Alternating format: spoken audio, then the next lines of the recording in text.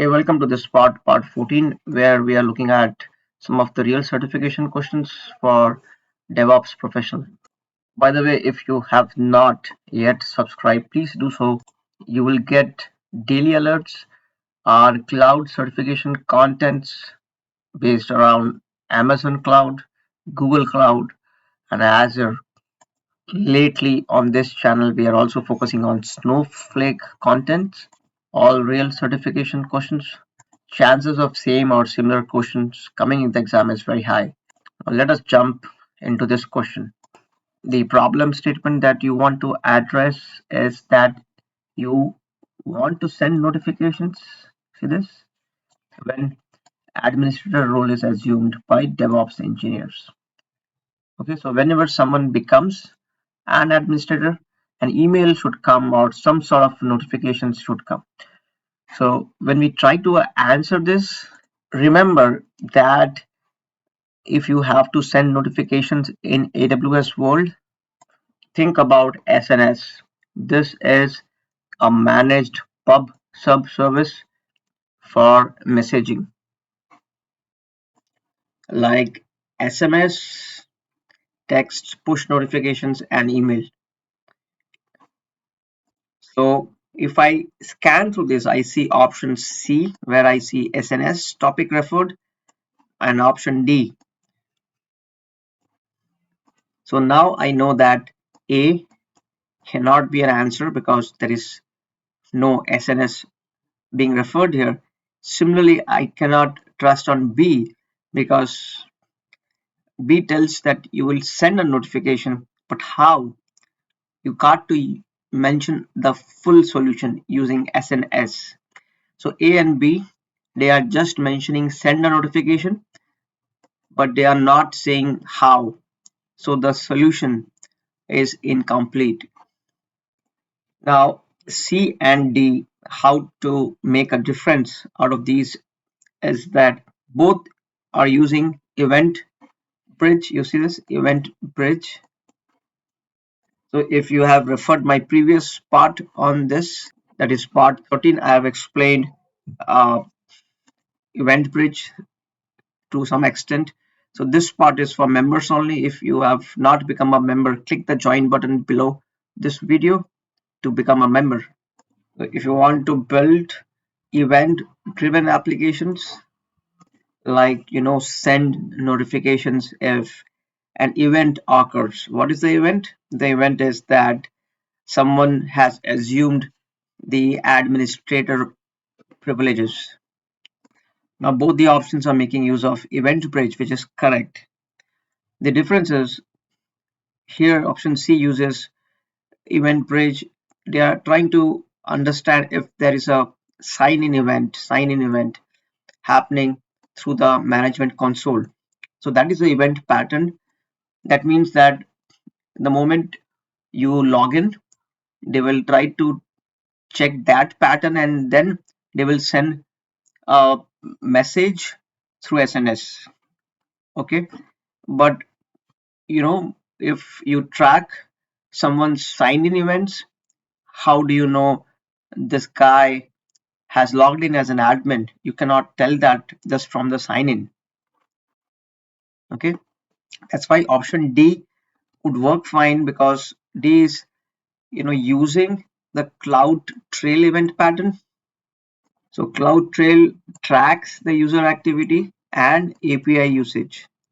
So it is tracking much more than just the sign in events here. And after tracking that, the moment it finds that hey, someone has logged in as an admin, it will call the lambda function, which will send a message through SNS topic if an admin role is assumed. So this option looks a lot more viable, and hence this would be my answer. Remember that cloud trail, in cloud trail, whatever actions are being performed by the user, login, API call, everything is locked in. So if you want to do a postmortem of what happened, when, why, this is the place you can start your investigation. So this helps you with performing a forensic on your AWS systems. See, let us look at this next question. Now, this question is all about code build, code deploy, code commit. So what is code commit? Let us try to understand all these three terms. Code commit. So it is just like GitHub. You know, GitHub, we put open source code there. Suppose you built a small piece of code to do some functionality. You can post it in GitHub repository so that someone else can use that. The advantage is now someone else can start from that point where you left, add some more features and submit his version back. So your code gets enhanced and it becomes finer and finer. So code commit is just like your GitHub repository inside AWS. See, if you have to deploy an application, use code deploy. It will deploy your applications on EC2 instances or on-premises instances, and it will also deploy Lambda functions or ECS services. ECS is the Elastic Container Service.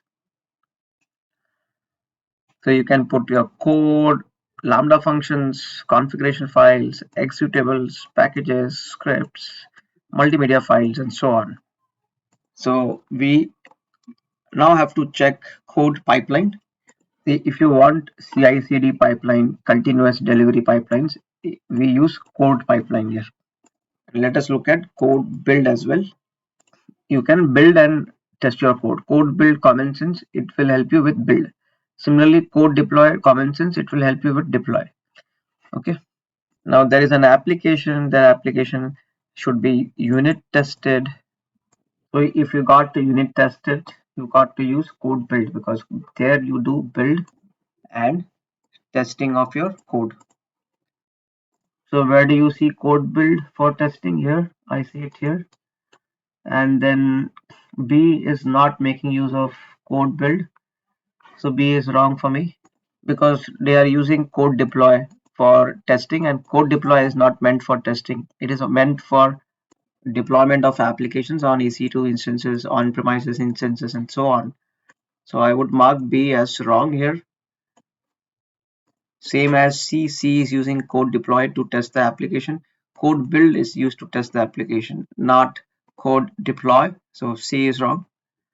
Now D is making use of AWS code build to test the application, which is fine.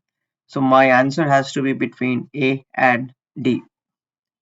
Now one thing which differentiates this is we use deployment groups for register and unregistered instances with the ALB.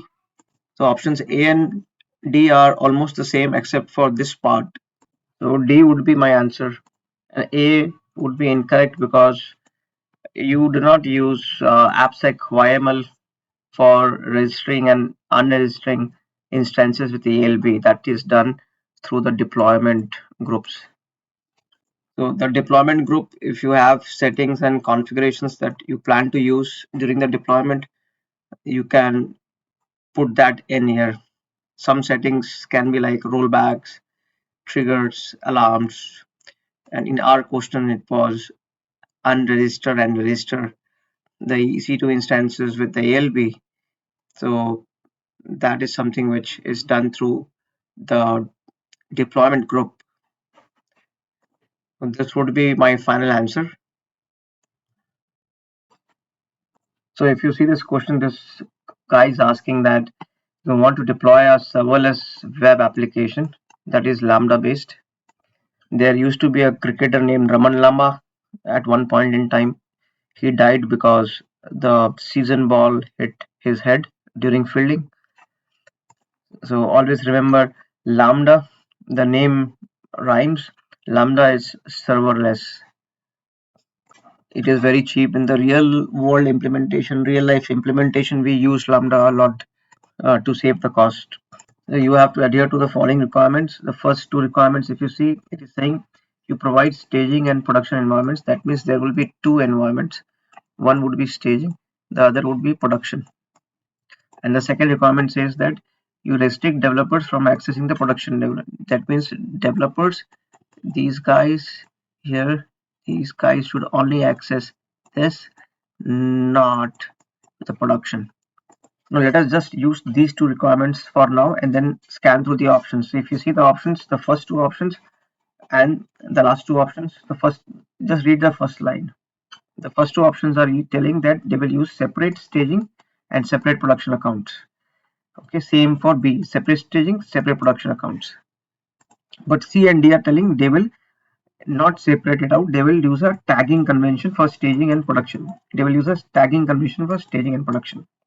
Now, one thing you remember, you do not want developers to access production. You see this, developers should not access production. That you can do it if you have two separate accounts. If you just do it through tagging conventions, the developers may still be able to access the production environment. So you want to totally isolate it. If you want to totally isolate it, then C and D are wrong and the answer has to be between A and B.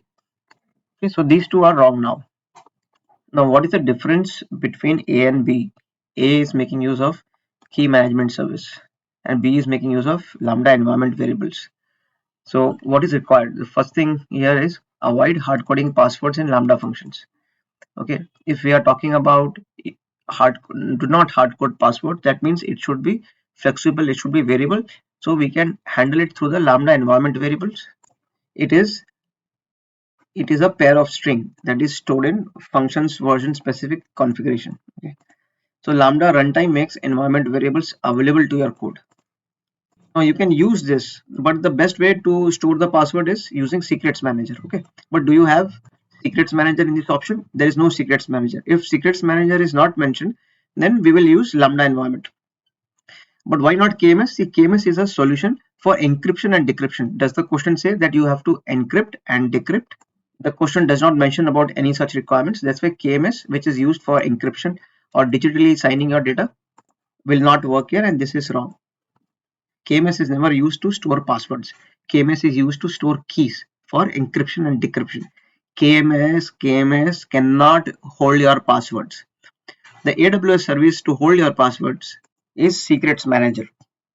But since Secrets Manager is not given in the option, we will choose option B, would be the final answer.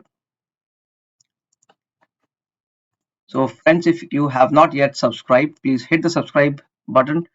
You will stay tuned to alerts around any new question sets published, any content linked with cloud certifications. See, all the questions on this channel are real certification questions. Chances of same or similar questions coming in the exam is very high, but you should try to focus on the concepts and try to understand how I am weeding out the wrong options to arrive at the right answers. This channel is totally dedicated to help you clear cloud certifications, primarily AWS, GCP, Azure, and I'm also putting some content around Snowflake certifications as well. This brings us to the end of part 14. Do not forget to access part 13, which is in the membership area. You should click the join button, become a member by paying a small premium, and you can access those contents. Stay tuned. We will see you in the next part.